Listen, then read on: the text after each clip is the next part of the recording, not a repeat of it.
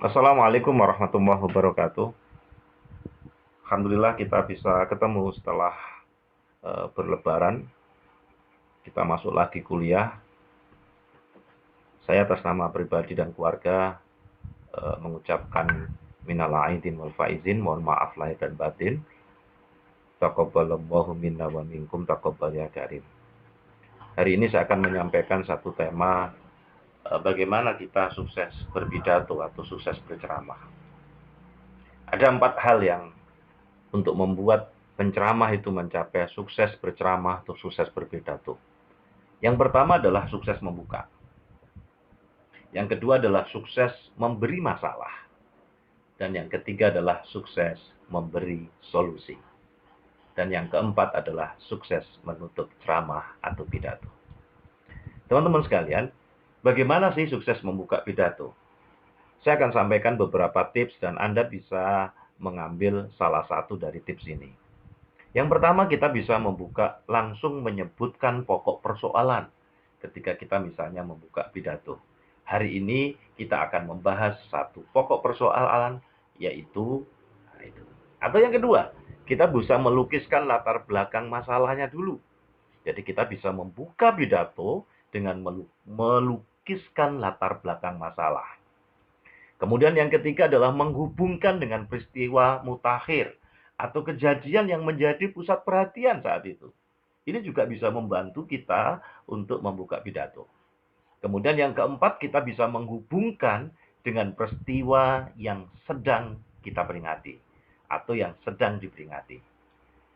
Yang kelima, kita bisa membuka pidato dengan menghubungkan dengan tempat komunikator berpidato. Misalnya ketika kita diminta berpidato atau berceramah di tempat kampus kita dulu, di aula di mana kita di wisuda, kita bisa mengawali. Saya kalau ingat aula ini, kalau saya ingat gedung ini, teman-teman sekalian, saya ingat 10 tahun yang lalu, saya berada di sini ketika saya diterima menjadi mahasiswa. Atau 6 tahun yang lalu, saya berada di sini ketika saya menjadi salah satu wisudawan terbaik di kampus ini. Nah, itu bisa dibuka dengan menghubungkan dengan tempat komunikator berpidato. Yang keenam, kita bisa membuka pidato dengan menghubungkan dengan suasana emosi yang tengah meliputi halayak. Atau kita bisa membuka pidato dengan menghubungkan dengan kejadian sejarah yang terjadi di masa lalu. Yang kedelapan, kita bisa menghubungkan dengan kepentingan-kepentingan vital pendengar. Kita juga bisa membuka pidato dengan memberikan pujian kepada khalayak atas prestasi mereka. Misalnya, hari ini saya bangga bisa bicara di depan orang-orang hebat, mahasiswa-mahasiswa yang hebat di kampus UGM yang ternama ini, misalnya. Jadi memberikan pujian. Atau memulai dengan pernyataan yang mengejutkan melalui data. Jadi kita bisa ambil dari data di media massa, mengajukan pertanyaan provokatif atau serentetan pertanyaan-pertanyaan. Atau kita bisa membuka pidato itu dengan menyatakan kutipan. Bisa juga menceritakan pengalaman pribadi. Jadi ada banyak model bagaimana membuka pidato. Sukses untuk membuka ceramah tadi itu. Anda juga bisa membuka ceramah Anda dengan mengisahkan cerita faktual, cerita fiktif, atau situasi hipotesis yang terkait dengan materi yang mau Anda sampaikan. Atau Anda bisa juga membuka pidato Anda atau sukses berceramah dengan membuka ceramah Anda dengan menyatakan teori atau prinsip-prinsip.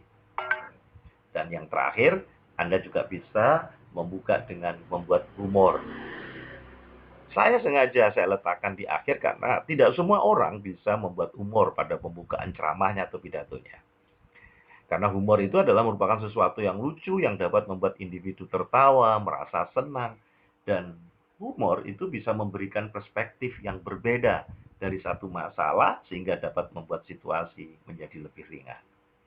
Nah, setelah tahap yang pertama adalah sukses membuka, maka sukses berpidato ada sukses berceramah. Yang kedua adalah bagaimana sukses memberi masalah. Maka jika ceramah ingin terus membuat pendengar terpukau, maka kesuksesan membuka pidato itu harus dilanjutkan dengan memberikan poin-poin masalah yang mampu menarik perhatian pendengar. Ya. Ketika saya ditanya, gimana sih ciri-ciri masalah yang akan mampu menyedot perhatian audiens? Yang pertama, masalah tersebut adalah masalah aktual. Yang kedua, masalah tersebut sedang kontroversial misalnya di tengah-tengah masyarakat. Itu akan menyedot perhatian audiens. Yang ketiga, masalah tersebut dianggap sangat berat dan telah menimpa masyarakat.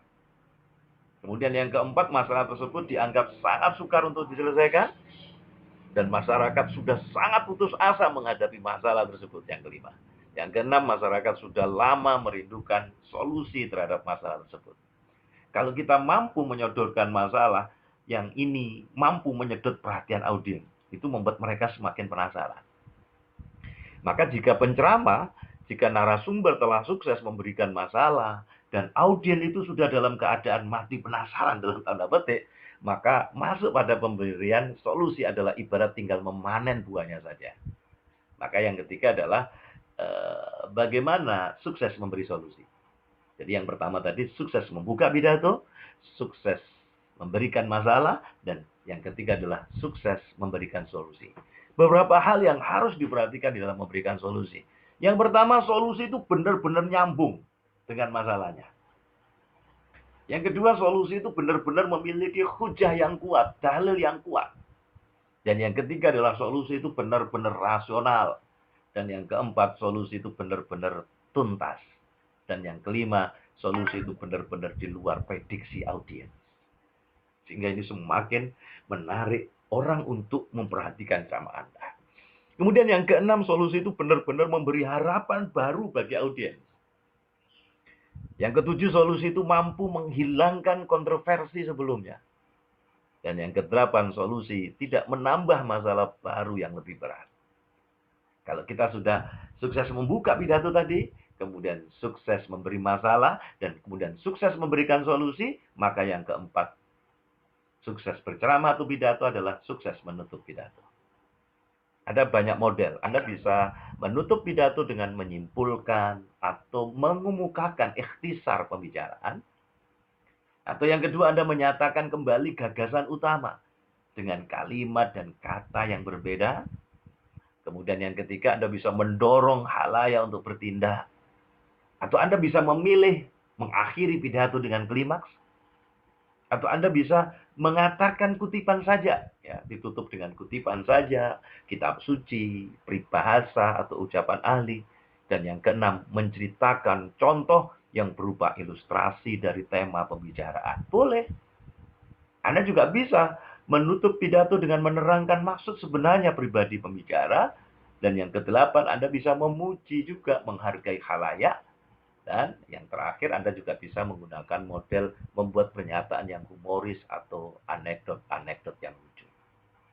Teman-teman sekalian, inilah sukses berceramah atau sukses berpidato. Ada 4 tahap yang harus kita selesaikan. Yang pertama tadi adalah bagaimana sukses membuka pidato. Kedua adalah sukses memberikan masalah. Dan jangan lupa juga sukses untuk memberi solusi. Tadi sudah saya sampaikan kiat-kiatnya. Dan yang terakhir adalah bagaimana sukses untuk menutup pidato. Saya akhiri dengan sebuah puisi Jalan Cinta Para Pejuang. Teruslah melanglang di jalan cinta para pejuang. Teruslah menebarkan kebajikan, menghentikan kebiadaban. Teruslah menyeru pada iman, walau duri merantas kaki. Walau kerikil mencacah telapak, sampai engkau lelah, sampai engkau payah, sampai keringat dan darah tumpah. Tetap yakinlah, bidadarimu akan tetap tersenyum di jalan cinta para pejuang. Dan Rasulullah menunggumu di telaga Al-Kautsar. Allahumma sholli ala Muhammad wa ala ali Muhammad. Sukses untuk kita semua, sukses Anda dan kita semua. Wassalamualaikum warahmatullahi wabarakatuh.